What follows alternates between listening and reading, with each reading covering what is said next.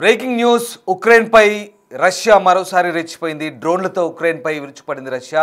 Ukraine cabinet బిల్డింగ్లపై తొలిసారి దాడి చేసింది. కీవ్ లక్ష్యంగా చేసుకొని మెరుపు దాడులు చేసింది రష్యా. పిచెర్స్కీ ప్రాంతంలోని క్యాబినెట్ భవనంపై 800 డ్రోన్లతో రష్యా విరుచుకుపడింది. డ్రోన్లతో దాడి చేయడంతో పెద్ద ఎత్తున మంటలు ఎగిసిపడ్డాయి. చుట్టుపక్కల ప్రాంతమంతా కూడా దట్టమైన పొగ కమ్ముకుంది. రాత్రిపూట ప్రభుత్వ కార్యాలయాలు లక్ష్యంగా చేసుకుని రష్యా దాడులు చేసినట్లుగా కీవ్ వెల్లడిస్తుంది. ఈ దాడుల్లో 18 మందికి తీవ్ర గాయాలయ్యాయి. రాజధాని నగరం సహా ఇతర ప్రాంతాలపై డ్రోన్లతో దాడులకు పాల్పడింది రష్యా. 800కు పైగా డ్రోన్లతో ఒక్కసారిగా అటాక్ చేసినట్లుగా కేబినెట్ అధికారులు చెప్తున్నారు. ఈ దాడిలో ఒక గర్భిణీ స్త్రీకి గాయాలైనట్టు సమాచారం. నివాస ప్రాంతాల లక్ష్యంగా జరిపిన దాడుల్లో 2 అంతస్తుల్లో మంటలు ఎగిసిపడుతున్నాయి. మొత్తం ఈ దాడిలో డజన్కు పైగా మంది గాయపడ్డారు. 2 మృతి చెందినట్టుగా తెలుస్తోంది. ఇక ఉక్రెయిన్ పై డ్రోన్ దాడులతో రష్యా విరుచుకుపడింది. 800 డ్రోన్లతో దాడి చేసినట్టుగా సమాచారం. యుద్ధం మొదలయ్యాక ఇదే అతిపెద్ద అటాక్ అని చెప్పొచ్చు. ఉక్రెయిన్ రాజధాని కేవ్లోని మంత్రిమండలి భవనంపై రష్యా ఆదివారం డ్రోన్లను క్షిపణులను ప్రయోగించినట్టుగా చెప్తున్నారు. ఒక్కసారిగా మంత్రుల మండలి భవనం పైకప్పు నుంచి పొగలు పైకి వ్యాపించాయి. ఆ దృశ్యాలు చూస్తున్నాం. డిస్టర్బింగ్ విజువల్స్ అవి. ఉక్రెయిన్ క్యాపిటల్ కీవ్లో క్యాబినెట్ సమావేశం జరిగే ఆ భవనంపై ఏకంగా క్యాబినెట్ సమావేశం జరిగే భవనాన్ని రష్యా టార్గెట్ చేసింది. శాంతి చర్చలు త్వరలో జరగబోతున్నాయి. 2 అధ్యక్షులు త్వరలో ముఖాముఖి సమావేశం కాబోతున్నారు అని భావిస్తున్న వేళ ఇక రష్యా కీవ్ మధ్య మళ్ళీ యుద్ధం ప్రారంభమైంది. శాంతి చర్చలు దీంతో అడ్డుకట్ట వేసినట్టుగానే అర్థమవుతుంది. డొనాల్డ్ ట్రంప్ కూడా అలాస్కాలో జరిపిన సమావేశం అసంపూర్తిగా ముగిసింది.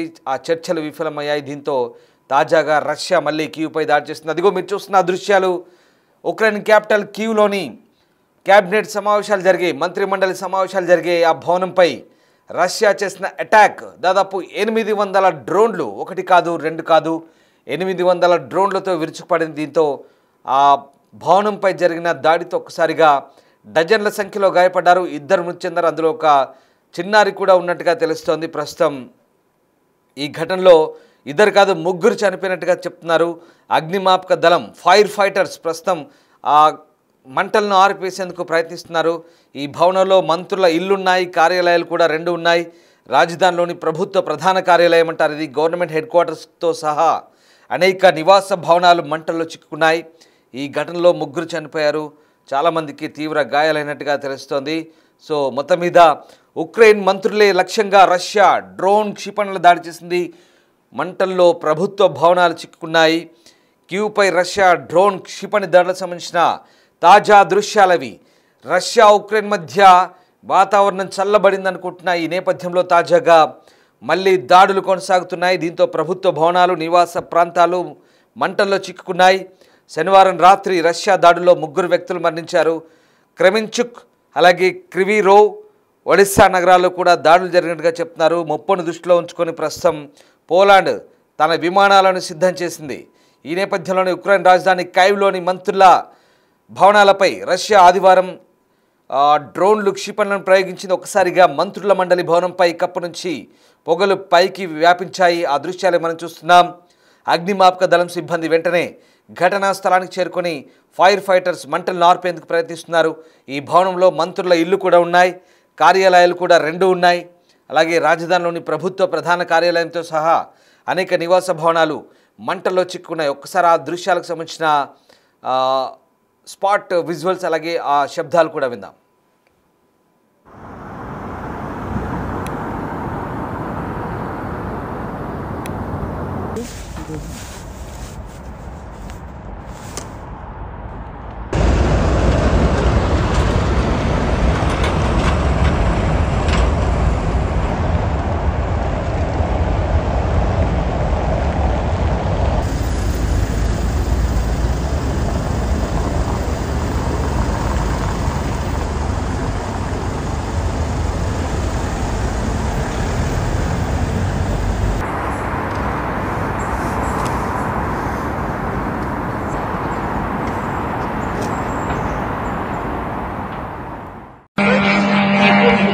ये बात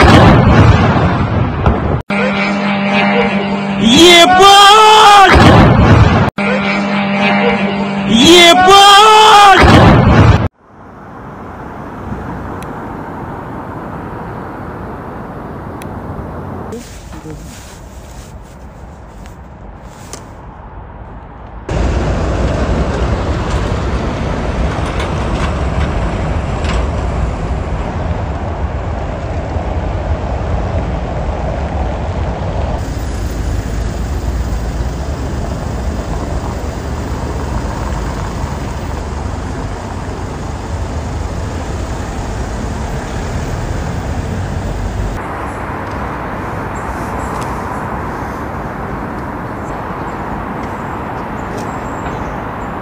రైట్, మీరు చూస్తున్న దృశ్యాలు ఉక్రెయిన్ క్యాపిటల్ కీవ్లో రష్యా పెద్ద ఎత్తున క్షిపణులను ప్రయోగించింది. నగరంపై డ్రోన్ దాడులతో దాడి ప్రారంభమైంది. ఆపై క్షిపణి దాడులు జరిగినట్టుగా కీవ్ మేయర్ విటాలీ క్లిచ్కో అంటున్నారు.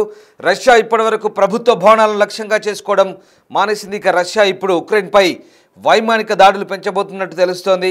సో మొత్తం మీద గత 2 వారాల్లో కీవ్పై జరిగిన 2వ అతిపెద్ద దాడి ఇది. ఇప్పుడు 2 దేశాల మధ్య శాంతి చర్చల ఆశలైతే సన్నగిలుతున్నాయి. శనివారం రాత్రి కీవ్పై రష్యా వరుస దాడులు చేసింది. ఇందులో ఒక చిన్నారితో సహా 3 మరణించారు.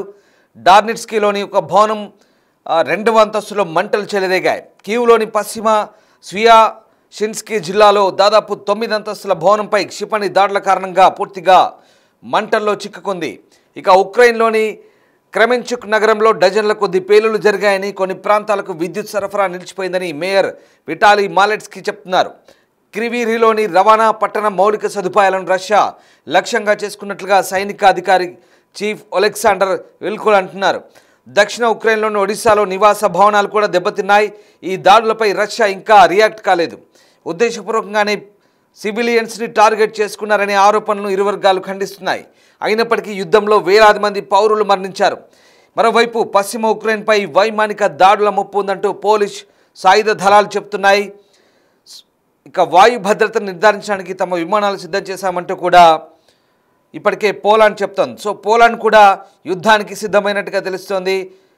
పోలాండ్ ఉక్రెయిన్పై రష్యా వైమానిక దాడుల నేపథ్యంలో ఉక్రెయిన్కు సహకరించేందుకు పోలాండ్ సిద్ధమవుతున్నట్టుగా మనకు అర్థమవుతుంది. పోలాండ్ ఎయిర్ బేస్లో ప్రస్తుతం అక్కడ విమానాలు సిద్ధంగా ఉన్నట్టుగా తెలుస్తోంది. మరోవైపు ఇటు రష్యా దాడుల నేపథ్యంలో ఉక్రెయిన్ కూడా రష్యాలోని కొన్ని ప్రాంతాల్లో దాడులు చేసినట్టుగా తెలుస్తోంది.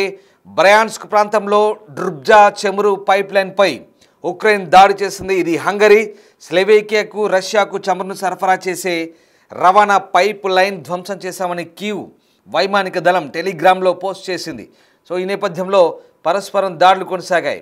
ఉక్రెయిన్ వైమానిక దళాల ప్రకారం రష్యా శనివారం రాత్రి దాదాపు 805 డ్రోన్లు 13 క్షిపణులను ప్రయోగించింది. అదిగో మీరు చూస్తున్న దృశ్యాలే చారిత్రాత్మక కీవ్ నగరంలోని అక్కడి క్యాబినెట్ సమావేశం, అలాగే మంత్రులు నివాసం ఉండే ఇళ్లపై ఏకంగా అంటే మంత్రులే టార్గెట్గా ఈ దాడులు చేసినట్టుగా మనకు అర్థమవుతుంది.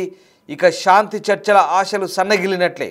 ఉక్రెయిన్పై రష్యా మరోసారి డ్రోన్లు, మిసైల్ వర్షం కురిపించింది. ఇక ఈ దాడుల్లో కేబినెట్ భవనం అయితే పూర్తిగా డిస్ట్రాయ్ చేయబడింది. 2 మృతి చెందారు, మరొక 11 మంది గాయపడ్డారు. మరో చోట మరో చిన్నారితో సహా మొత్తం 3 చనిపోయారు. టోటల్గా డజన్ల సంఖ్యలో గాయపడ్డారు.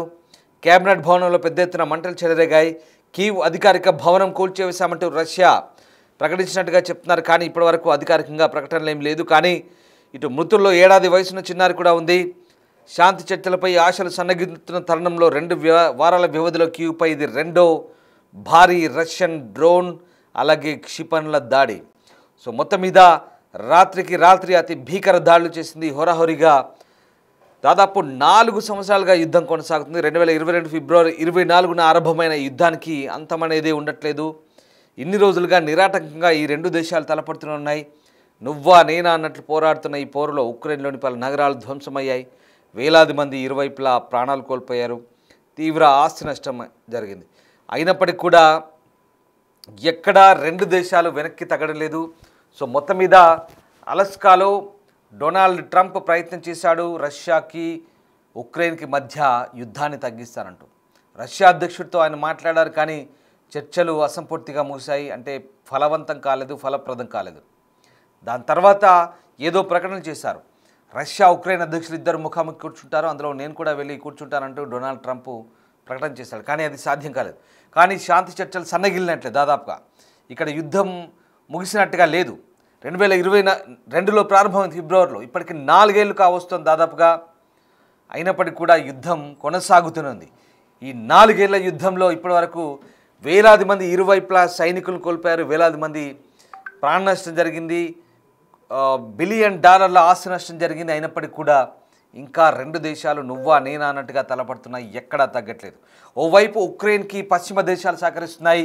ఉక్రెయిన్కి అటు యూరోపియన్ యూనియన్తో పాటు చాలా దేశాలు సహకరిస్తున్నాయి.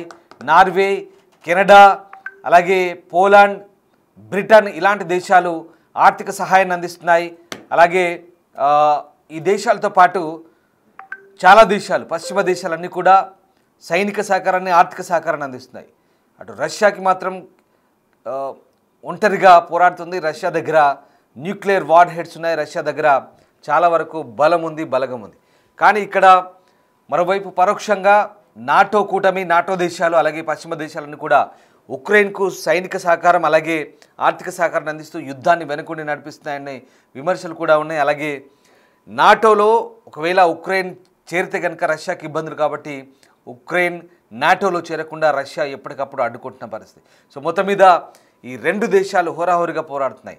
ఇటీవలి కాలంలో రష్యా వైమానిక స్థావరాన్ని లక్ష్యంగా చేసుకుని ఉక్రెయిన్ చేసిన డ్రోన్ దాడులు చాలా వేగంగా చేసింది. అది ఊహించని డ్రోన్ దాడులు, బహుశా ప్రపంచ యుద్ధ చరిత్రలో ఎవరు ఊహించని దాడులు. దీంతో రష్యాకు సంబంధించిన దాదాపుగా సింహభాగం వైమానిక సంబంధించినటువంటి ప్రాపర్టీ అంతా కూడా ఏదైతే ఉందో ఆ విమానాలన్నీ కూడా పూర్తిగా ధ్వంసమైన పరిస్థితి.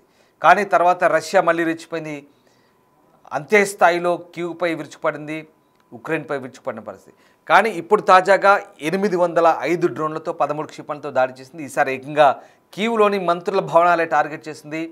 మంత్రి మండలి సమావేశం జరిగే భవనాన్ని టార్గెట్ చేసింది. అదిగో ఆ దృశ్యాలు అవన్నీ కూడా. సో ఏం జరగబోతుంది, మళ్ళీ పరస్పర దాడితో మళ్ళీ ఎలాంటి పరిణామాలు ఉంటాయనేది ఈ యూరోప్లో జరుగుతున్నటువంటి యుద్ధ పరిణామాలు తీవ్రంగా మారితే రష్యా ఉక్రెయిన్ మధ్య మరింత పరిస్థితులు దిగజారే అవకాశం ఉంది. ఓవైపు పశ్చిమాసియాలో మొన్నటిదాకా ఉద్రిక్తతలు, మరోవైపు భారత్ పాకిస్తాన్ ఉద్రిక్తతలు, తర్వాత ఈ రష్యా ఉద్రిక్తతలు, ఇవన్నీ కూడా ప్రపంచవ్యాప్తంగా అన్ని చోట్ల ఉద్రిక్తతలు చల్లారుతున్న వేళ తిరిగి ఇప్పుడు రష్యా కీవ్ మాత్రం మళ్ళీ, మాస్కో కీవ్ మాత్రం మళ్ళీ వార్ చేసుకుంటున్నాయి. ఒక రకంగా యుద్ధాన్ని కొనసాగిస్తున్నాయి. ఏం జరగబోతుంది, ఎంతమంది జోక్యం చేసుకున్నా ఎలాంటి శాంతి చర్చలకు ఇక్కడ ఆస్కారం లేకుండా పోతుంది, అవన్నీ కూడా ఫలప్రదం కావట్లేదు. మరి భవిష్యత్తులో యుద్ధం ఎక్కడికి దారితీస్తుందనేది మాత్రం వేచి చూడాల్సిందే.